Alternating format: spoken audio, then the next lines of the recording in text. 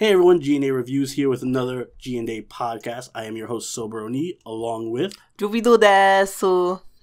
And we have a fantastic week of anime. I dare say the best week of the fall season so far. Or am I just being hyperbolic? With the exception I can't think of anything bad. With the exception of one, I think... Ooh, something bad? That's not Ousama Game? Because... I wouldn't say it was bad, it just wasn't... Well, we'll get into it very soon. You'll see.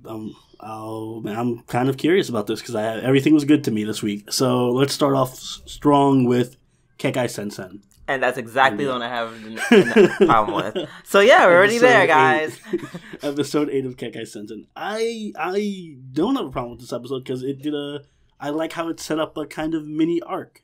It did, but I'm just like... Man, I just feel like for Kekkai Sensen, it was just it was a very, lackluster episode. I think, I get where you're coming from in the sense that, it wasn't as entertaining to watch because it didn't have the charm that the other episodes had because there was no Zaf and there was no Chain and there was no, supporting characters or anything. It was just Leonardo. It's just Leonardo going around doing stuff. Yeah, and that's kind of really, really low energy. So, yeah, it wasn't as funny or, lighthearted and fun as the other episodes. But I think it was nice story-wise and had good action in it. Even story-wise, it was, it's not anything, incredible. Nothing that I couldn't come up with. I mean, I did like the twist. I will appreciate that the twist was, a microbe is trying to... prevent biological warfare from happening. That was a cute twist. Yeah. I don't know. I like the funny thing is that I guess, well, first off, we saw, what's his name that I don't think we've seen all season. The guy with the split personalities with the blood. Yeah, I feel like they didn't mention his name, or if they mentioned it once, because I I don't think he showed up. I don't think he showed up all season this season. Yeah. Which in my mind is because I like him. I liked him. Yeah, I did like him. So I'm glad to see him back. Yeah. And I don't know. I just like the plot of crazy strong, two mad scientists fighting against each other through, two different organizations or one organization versus a behemoth Hulk-like monster. Because he's just essentially the Hulk. Yeah, essentially. And it's just okay, that's the only problem with, and I usually don't have that reaction to Kekkai Sensen. That's why I have a problem with it. It wasn't over the top enough for you. It wasn't, because once you take that away, Well, once you take the crazy part away, it's not crazy. I think next episode will be better, if only because I'm pretty sure that everyone else will get in on the action. I can't imagine them sidelining. For 2 whole episodes. And Zap, yeah. I feel like everyone else will get drawn in. Yeah, hopefully. Also, I feel like this is one of those where it could have definitely been done in one episode. I feel like all the other plots that have happened could have, I think Chain deserved, a 2-episode arc. That would have been fucking awesome. You know what's funny about this show is, you know how we can usually, when you watch a shonen show, you can identify filler because it's clearly this is a filler episode for sure. With this show, you can't tell. I feel like you can't tell, but I can tell when this isn't a filler episode. This probably was an arc in the manga that happened because it's 2 episodes, and and it's very not uncharacteristic to everything. Yeah, it's very... I guess it's more structured than all the other episodes. Exactly. It's for once, the plot took precedence.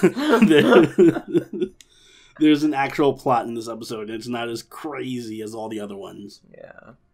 So yeah, I can definitely tell this... Well, watch me be wrong, but I feel like this was an actual episode lifted or adapted from the manga. Yeah. At least I hope so. To justify why it was just so So what you're saying is this is not your episode of the week. Definitely not. Well, then let's move on to my episode of the week, Belendas, episode 8. Ooh, This is the year of the traps. The year of the trap is here because we got a 10 out of 10 trap this episode. Oh I loved her, or him. I loved him. I kept referring to Kanzaki as a her. Like, I don't know why. I think they did so in the show, too. But I loved him. I love the fact that he's a trap, but he's not like... He's different. He's not overly cutesy. He is overly cutesy, but he's narcissistic and just a dick a lot of the time. Yeah, kind of. He's kind of a dick. I kind of like it, and I like that he breaks character. Yeah, he breaks character a lot. He's just fun. He's a fun character. I also really love how he matches so well. We didn't get that much Micah this episode, and he matched so well with like every other character except for Micah and Kaho.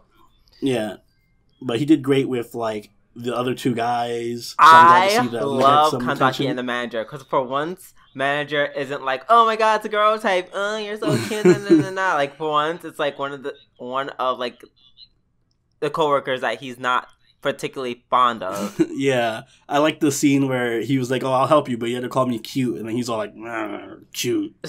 Exactly. It's so great. Like God. And then the shopping scene with Mew. Like Mew. That was my favorite part of this. That was my favorite part of the episode. The whole shopping scene segment was great. Yeah, because Mew just kept kind of low key like fucking with him. Yeah, and go pick flowers. Fucking don't cause scandal by going to a girl's bathroom. So just go to a boy's bathroom dressed like a female. Oh man, it was great. There was a what was the scene? Oh, the idol scene in the beginning with Micah and everything. Like all of it was just fun. Yeah, I loved all of it. Yeah, it was just a very fun episode overall. Super great addition. Another great addition to the cat. Wait, did they see how many episodes? They didn't display how many episodes are in this season yet. No, I'm hoping it's 24 episodes. It's not. I know it's not. I know. I don't know why they introduced such a good character just to end it in 4 episodes. I need more of this guy. I need a season 2 of Blendas. I need a season 2 of Blendas, please. We still haven't had like a Mafia episode yet. We also have. I don't think. Yeah, I guess. Like relative. Is that wow? That's weird. I won't say Kaho had more development than she has. I would. I don't know, just because like compared to everyone else, Kaho is still so like still kind of forgettable. And like, see, even between the two, like, who do you remember more? It's funny because I think that Kanazaki has more development than the other ones, and she's only been in for 1 episode. Oh god, yeah, they brought him out in like just such a huge way. Yeah, no, I'm all about this whole trap that's like cute on the outside, but kind of mean on the inside and narcissistic and crazy. Yeah, so, I'm very happy with this. Please be 24 episodes. It's not. But nope. Please end with like a second season trailer announcement or something. Nope. This could be like working. This could literally just be like working and get like. It could 4 be. seasons. It could be. You can only hope. Well, that was my episode of the week. It was just great. Yeah. I loved every scene. Let's take that hope and move it on to Himouto Umaru-chan R, episode 8. Yeah, another really good episode. Like, I love that there was actual kind of a shifting of stuff happening. Like, Kirie actually came out and supports Ebina now. I thought that was like a really great part. Like the part that like Kirie can interact with other characters without Umaru being there. Yeah, that's great. Like, I loved Ebina's reactions too. Oh my god! So can we talk when everyone was having lunch and they were all kind of going down the line and talking about like Taihei, and then once Kide is kind of like having her moment to think about Taihei, did you see fucking Evina's face? I posted that on Twitter. Did you see me post that picture on Twitter? I posted on her Twitter. It was like, yo, Yandere incoming right now. Oh my god, she looked like something or someone was about to die. Like, she just looked dead inside. I was like... there was so many good... Which, I'm not going to jump back to Blend Ass. Well, real quick, but the Kanazaki also had a ton of really great faces during that whole episode. Who? Kanazaki from Blend Ass. Yeah. But yeah, no, Ebina was great. I feel like Kirie is getting a shit ton of attention this season. More so than probably even the Maru. And I'm fucking here for it. Also, I feel like our theory of like everyone not knowing each other and then they slowly know each other kind of just like fell apart this episode at the same time. Are you talking about Bamba and Kirie or Hikari? Yeah, like no, like you stated before in like a separate podcast, like I think either last week or the week before, that like, oh, they didn't know about the relationship between the other two and so on and so forth. But like, no, they knew. They both know. Yeah, I didn't. Was there ever a point where they revealed that? Because I feel like I think it was always known. Was it always known? I feel like I feel like it'd be hard to just be like, hey, I'm going to this house. Hey, I also go to this house. Like, I think there's just common sense. I've seen more gymnastics with School Rumble and shit. But School Rumble's a bad anime, so that doesn't matter. How dare you? How dare I speak the truth? It wouldn't be the craziest thing in the world. I don't know. I guess they do know each other then.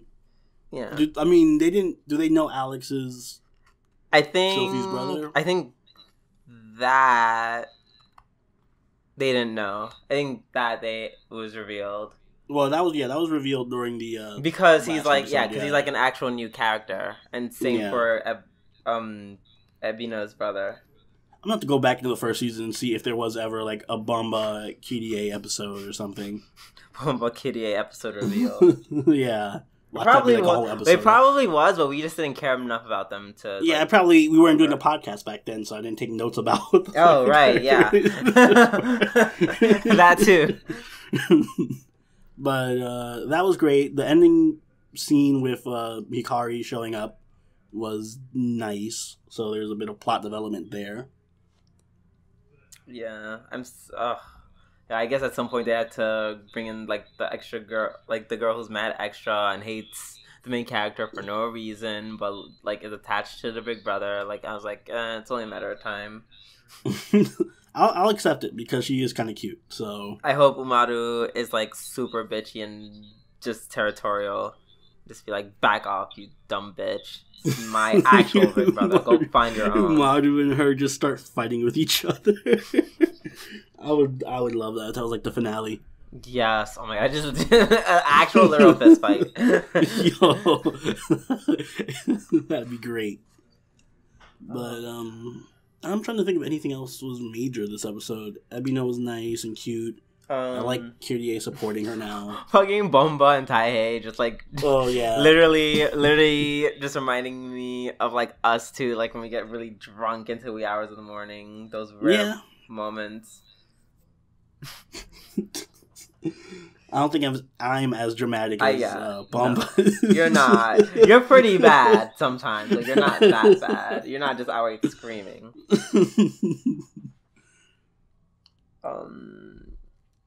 But yeah, I think that's it. It was a good episode. I enjoyed it a lot. I always like don't look forward to watching this because like there's just so many. There's like other anime that are just like funnier than Himouto, but then I watch them like I'm having a great time. Yeah, it's funny because I feel the same way where it's like it's not the top of my list of things to watch, but I'm like, oh right, that's a show that I have to watch. And then I watch it, I'm like, oh, that was a good show. That was a good episode. Exactly. Yeah, I feel the same. It's like the Anti-King's Game. I forget its existence, and then when I watch it, I feel good at the end. Oh God. Let's move on to UQ Holder episode. Now this was a good episode. Oh boy. We actually got our money. Well, though there was no big Fate Ava fight like I wanted. Yeah, but you know, I'll take this. Yeah, I'll take this. This was a pretty good half episode fight, and then we got a couple of good revelations at the end of the episode. So pretty good, significant revelation.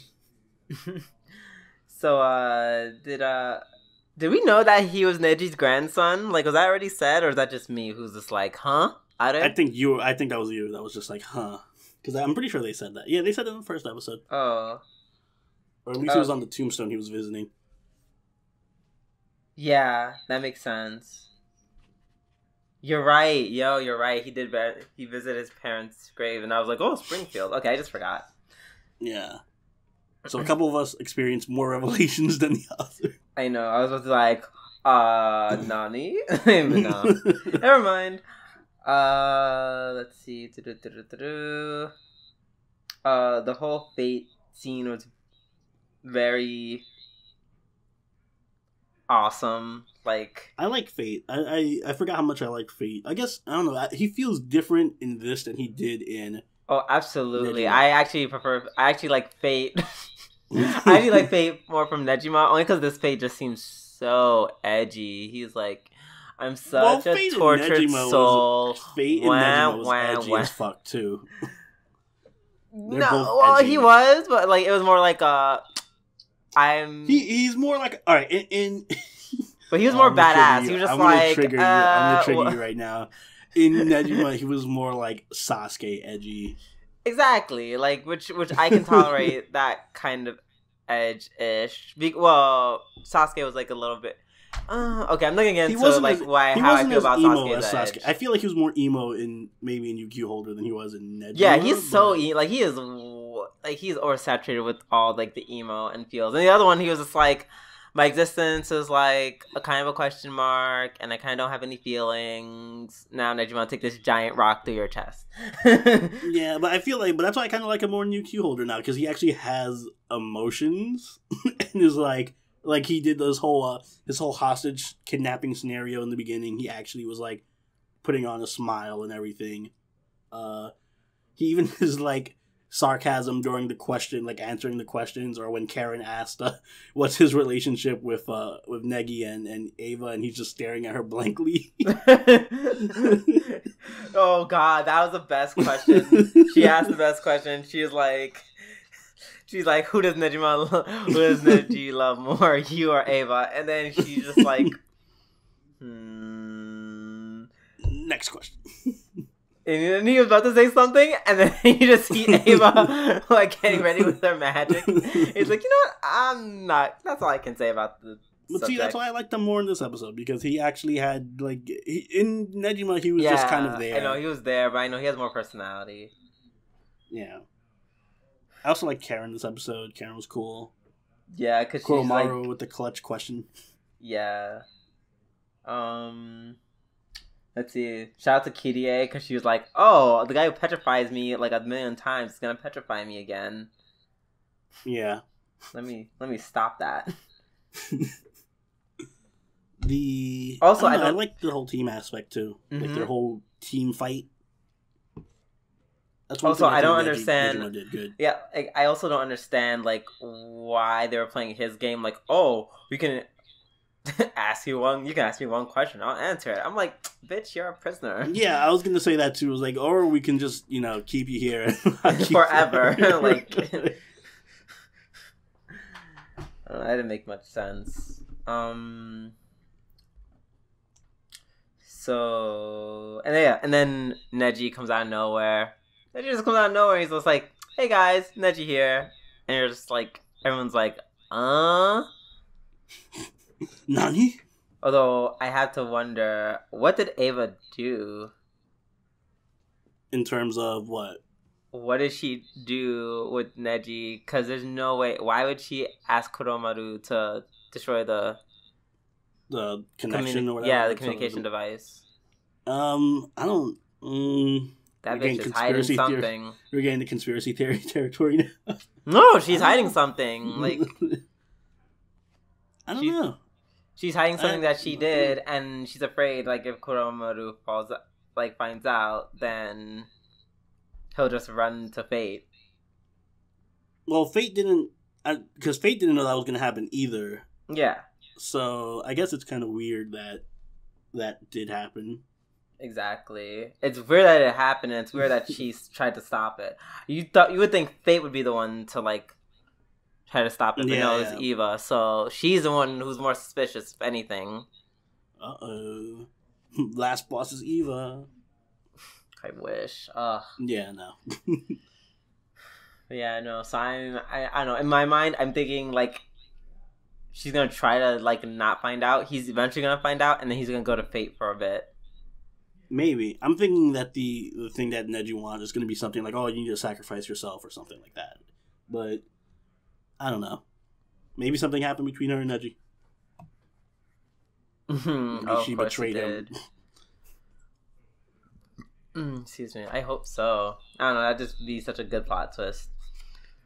Well, we'll find out if the show is more than 12 episodes. Or we'll find out next time on Dragon Ball Z. Alright. Now let's move on to your favorite episode. Oh, yeah. That's my episode of the week, ShoBitch, again. Literally. Okay, can I just... Like I was telling Silverani, this show is good because it literally just... It's officially Seto Kayaku Nomo level. Like, officially. It has a slow start, but now it's there. It's there. Yeah, it's there now. Because I'm literally getting assaulted with jokes. Like, I literally had to pause, like, to register what happened, and then keep playing. Pause, register what's happening, and then just keep rinsing and repeating. Like, yeah, I almost have, like, a whole page of notes, just because it's like, I don't know which funny joke I want to talk about. I feel like I say it every week, but like, oh, this is the funniest episode of ShoBitch. But it's like, seriously, every episode tops the previous one. Exactly, 100%. Fucking, like, literally, they're walking in Ochin Park, and I'm like, subtle, guys. Yeah, no, there's tons of those little, like, jokes everywhere. Remember the one 69 Mart? 69 Mart, yeah. The gay guy wearing, like, a penis-shaped chef hat and everything, yeah. Everything about him is just penis-shaped.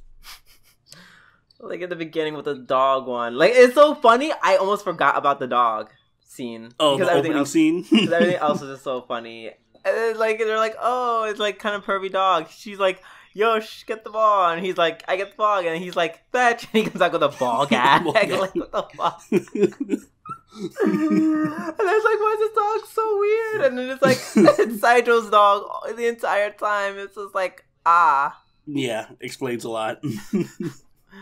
And that's so great. That is so great. And then, also, they've spent a last episode working on that girl from Student Council. Well, first of all of them in general, but more importantly, Shizumori. The girl with, like, the really long bangs, and you can see her eyes. Yeah, I like her. She doesn't become a total freak out of nowhere. Like, she was like, I'm gonna say one or two words, and kind of, like, one thing, and now she's all like, yes, excited, I like to watch. Yeah, she's, like, super voyeuristic.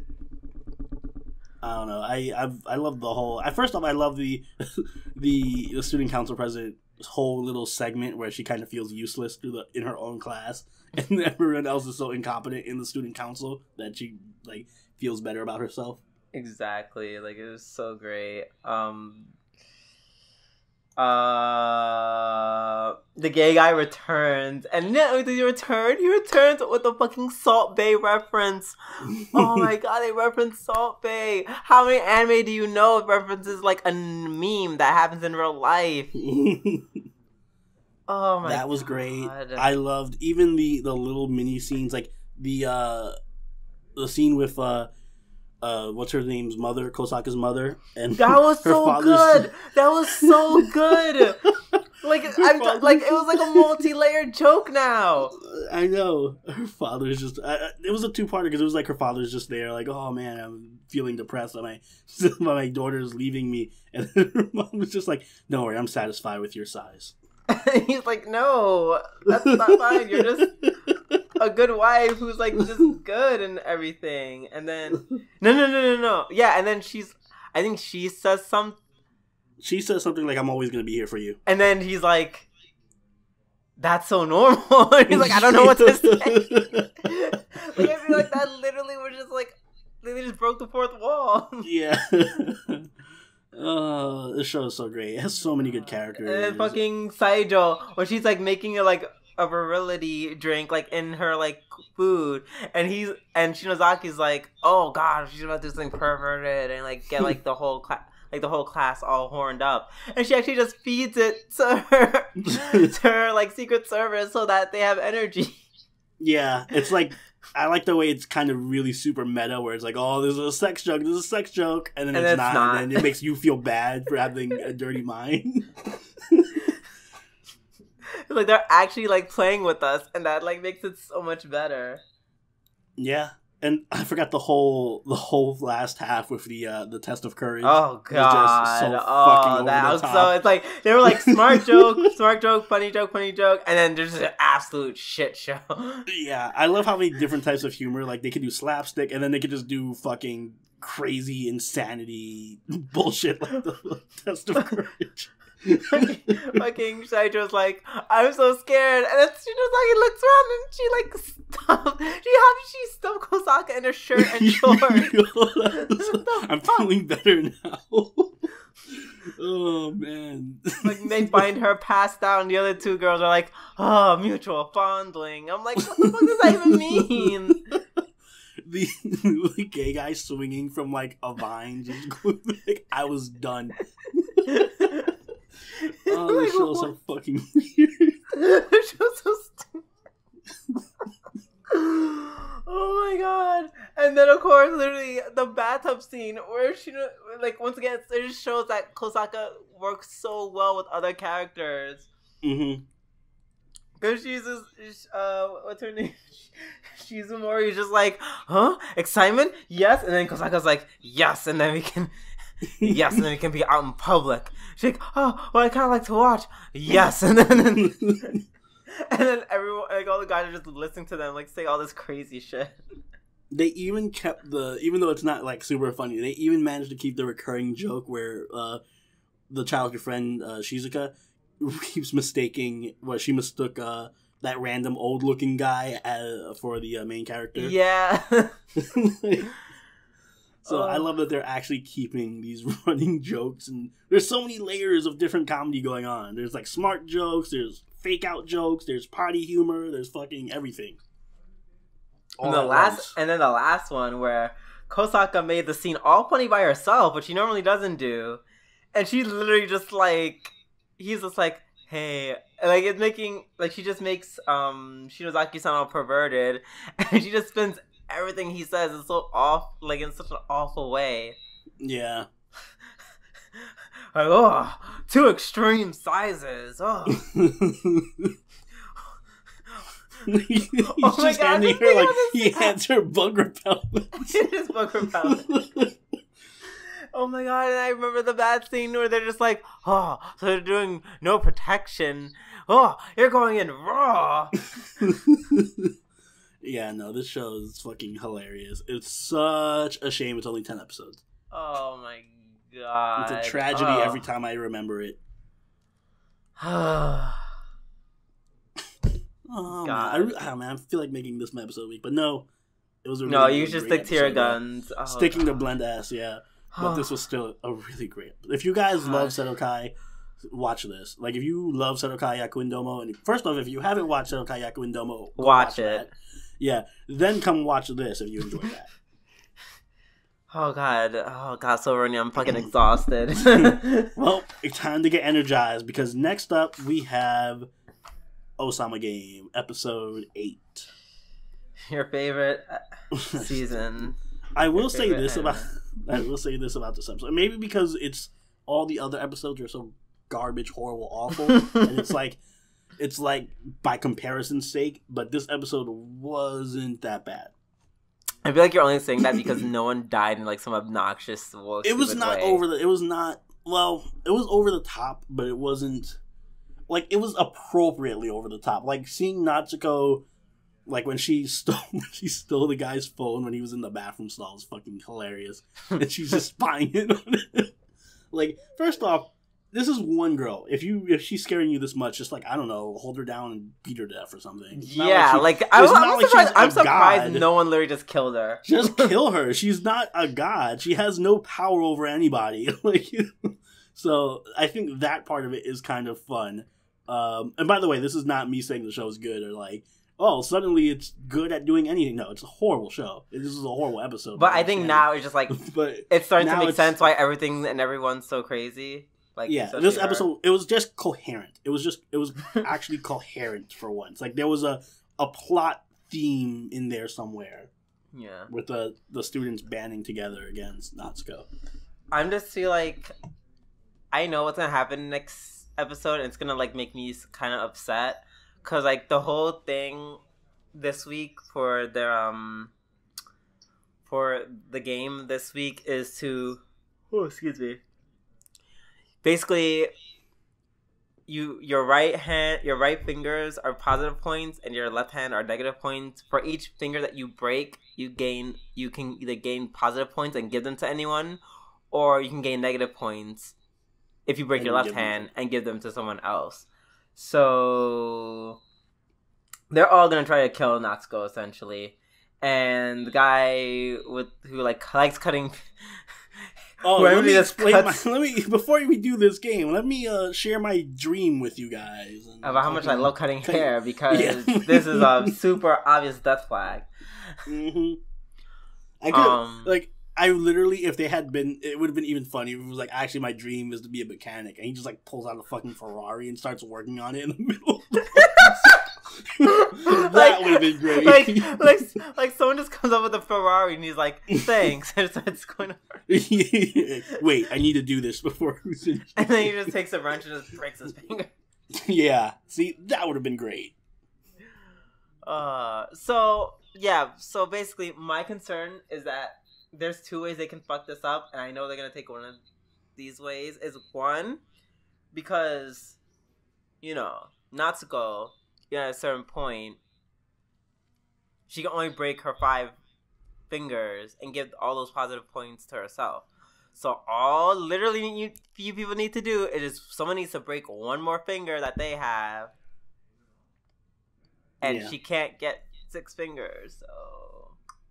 And also, I feel like because of this episode, like her best friend saw her getting all crazy, so she's like, this bitch is crazy.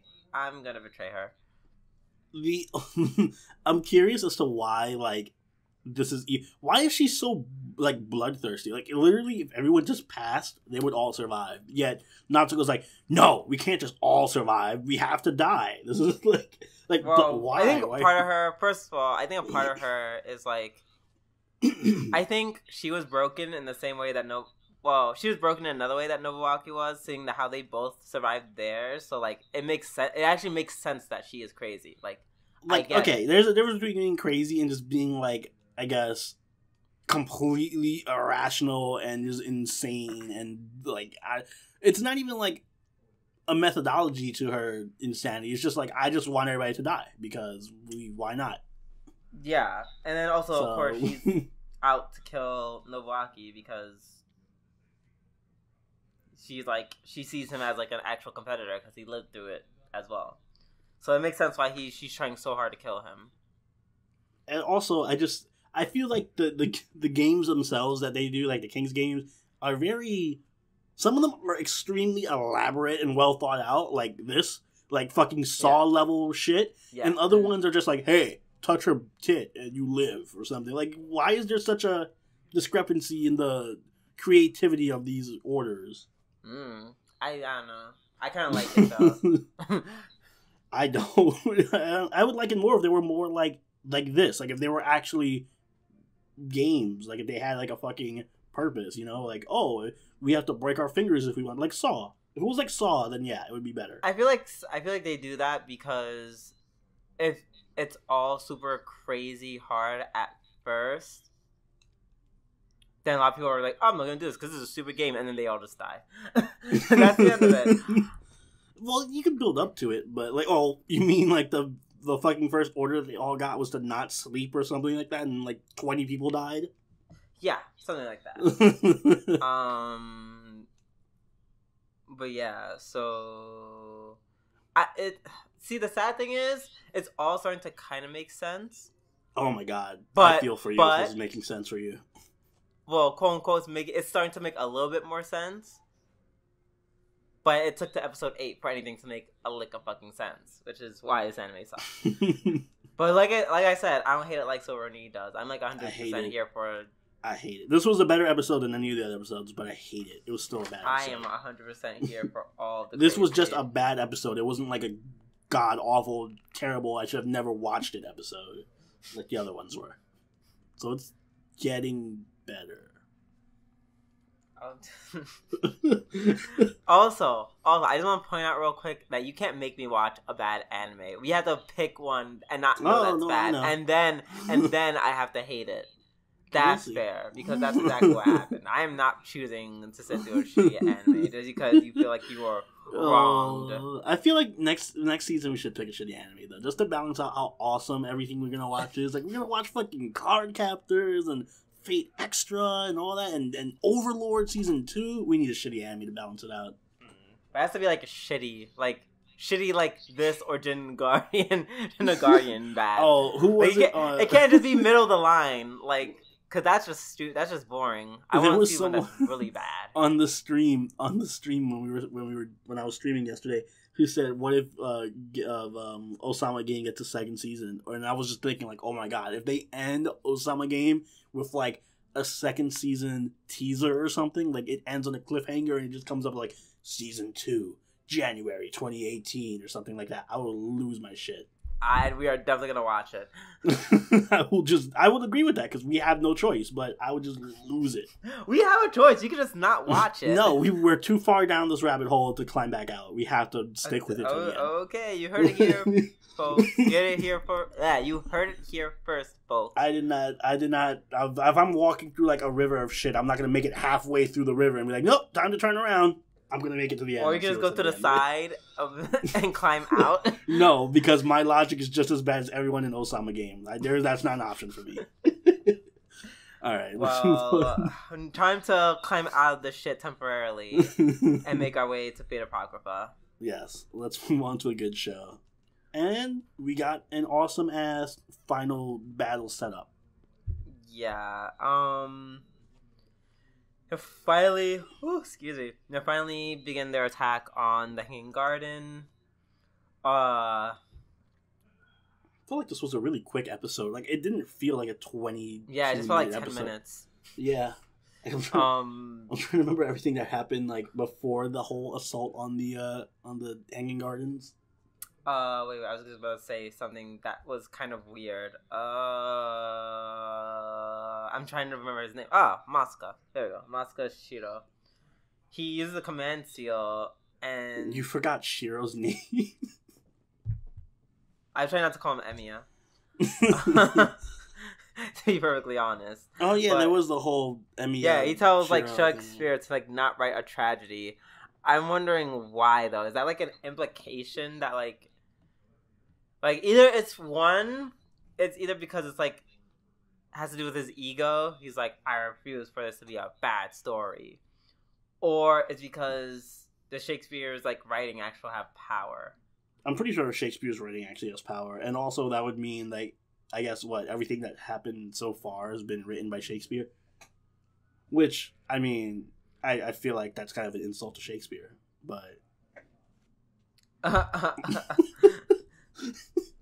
But Burns aside, I feel like if that's... First off, that's really OP as fuck. Second off... Yeah, I'm like, wait, what? Yeah, no, that's super OP.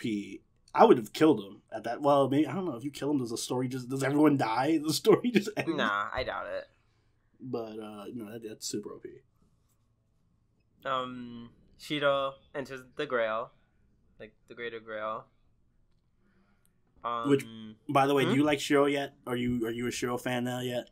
I'm not a Shiro fan. I hate him a lot less. Did you see his fucking abs? God, yeah, I was like, where the fuck did that body come from? Holy fuck. If you're not a fan of his after that, I don't know what to tell you. Listen, I care more than just abs on person. If that was the case, first of all, I think Emiya Archer is still like way sexier. In terms of personality and looks. He doesn't have the scars though, like the battle scars. He doesn't have the scars, but like I don't know. We also doesn't look like fucking Marek. Well, I don't know. I gotta say, I think Emiya Shiro or Makusa Shiro is the best looking of the Shiros. He just looks bad. Like he is super badass looking. He is super badass looking without his shirt on. I gotta say that. That's okay. I will take a non-scarred six-pack and a better personality. Why can't he be the main character? What? Can it end with him NTRing Sieg and stealing John and Astolfo from him? I thought you said two people. No, not just Joan. I want Astolfo to be taken too.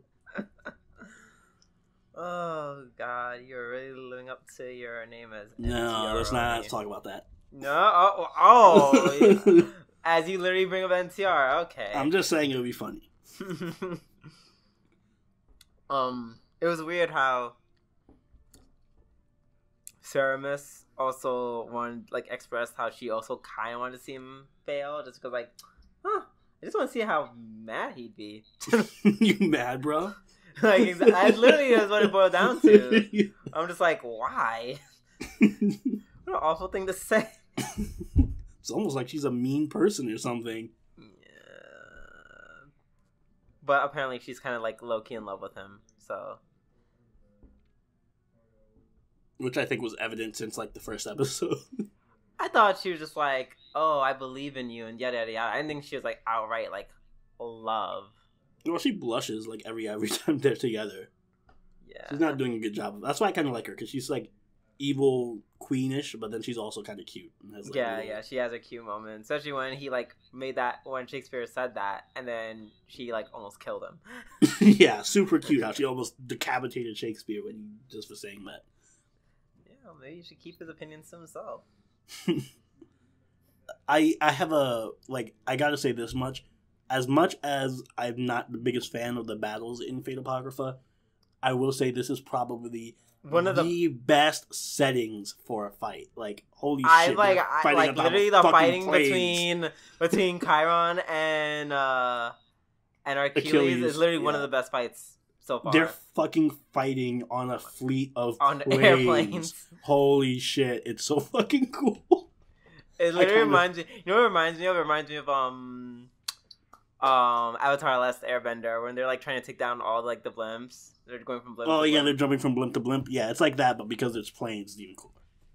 Exactly, and like the inner child in me that just wants to see badass shit like blow up and stuff is just like, if there was a Michael Bay film, Michael Bay adapted this movie. But yeah, no, it was just like fun.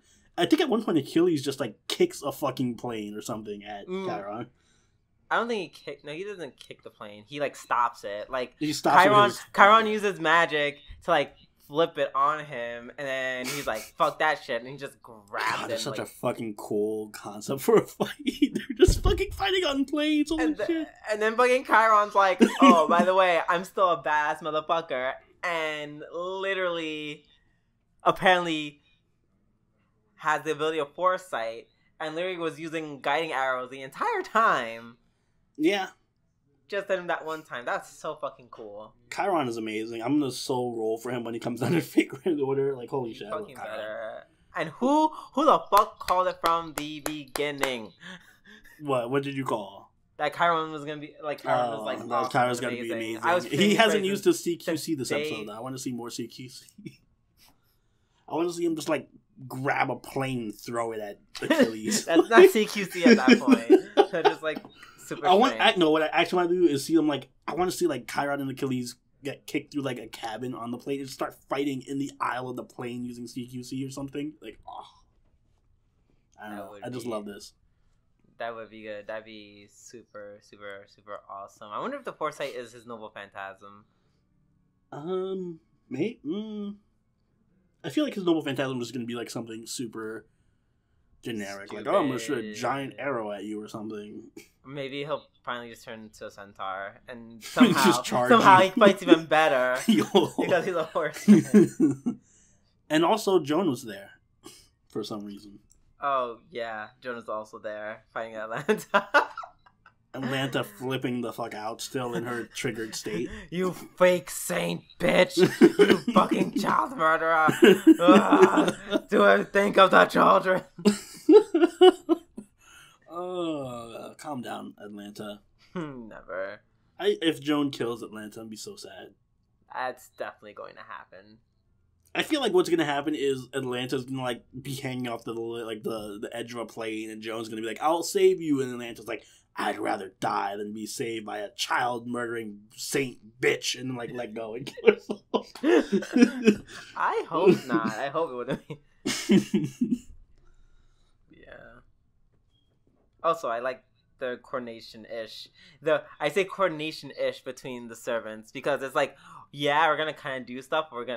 She's like, servants is trying to give them all orders, and we're just all like, they're all like, yeah, we're gonna kind of do that. We're also gonna kind of do I thought that was a nice part because it's like in the beginning you kind of see the other side, like Joan and them actually getting strategic and doing the orders, like, all right, we're gonna work together and do this, and they have like this whole detailed plan.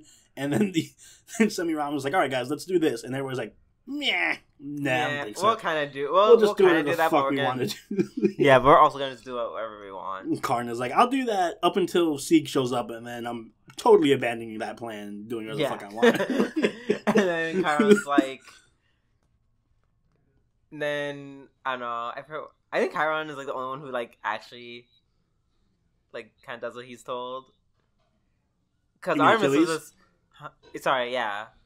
Sorry, yeah, Achilles does. Yeah, Achilles does kind of listen to what Semiramis says. And then Atlanta's like, support? By support, you mean kill Joan? Yes. I feel like it's funny because Atlanta could just shot down all the planes. Didn't she just use her noble phantasm to like shoot down all the planes? Kind of, but like, she was like, nah. Nah, fuck that. I want to kill Joan. Also, I thought that was really awesome how, like, literally... I will say, yeah, it's badass how Joan deflected, like, the giant beam. And deflected so that it would, like, blow away Atlanta's, like, arrow. Yeah, she had her badass moment. Yeah. I did like, also, the ending, like, post-credit scene, we got to see, like, was that, like, Irisfield in the Heaven's Field dress? Yeah. So that was cute. That's a nice little cameo by Irisfield in Fate Apocrypha. Yeah, it's the cameo of her as being the Holy Grail. Yeah. I just love how it has all these little cameos from, like, Fate Grand Order and Fate Zero and everything else in the world that is Fate-related. I'm expecting Nero to just fucking show up in the last episode. Like, hey, Umu. Umu, I'm ending this Grail War, and just fucking stabs him. And then that's the intro to a Fate Extra. And then she's there just trying to sleep with all the female servants. Yes. And masters. But, yeah, no, this was I like this episode. I'm glad that the scale of the fight is, I'd say, more impressive somehow than the first fight. Yeah. The first big fight. Because it's like, it is one-on-one fighting, but it's very, like, it's not just them being on the ground somewhere. Yeah, it's a lot. I actually like this one. I like it way better like this. And I can't wait till they actually get into the Hanging Gardens and then fuck everything up there. Also, Saber wasn't in this. We need more Mordred. Oh, she's definitely coming next episode. She's going to come at the end. All of her. Doing that right now. All right. Does that about cover everything we have to say about this? Yes, it does. Okay, so let's move on to giving our special thanks to our contributors. First up, we have 2 new contributors, Shelton Kimmins and Phil Broom.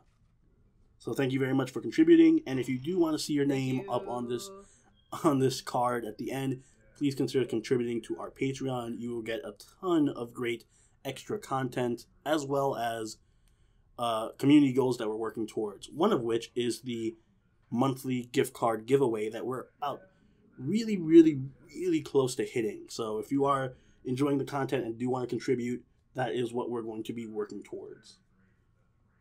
Yes, please, if you find it in your heart to do so, and if you can afford to do so, because you don't want to give away your food money just to support us. By all means, feed yourself. Yes, eat first, donate second. Yes. All right, I think that about wraps up everything. So if you did enjoy this video, please consider leaving a like and subscribing. And without further ado, this is Soberoni and Scooby-Doo Desu signing out. See you guys next week. Bye. Later.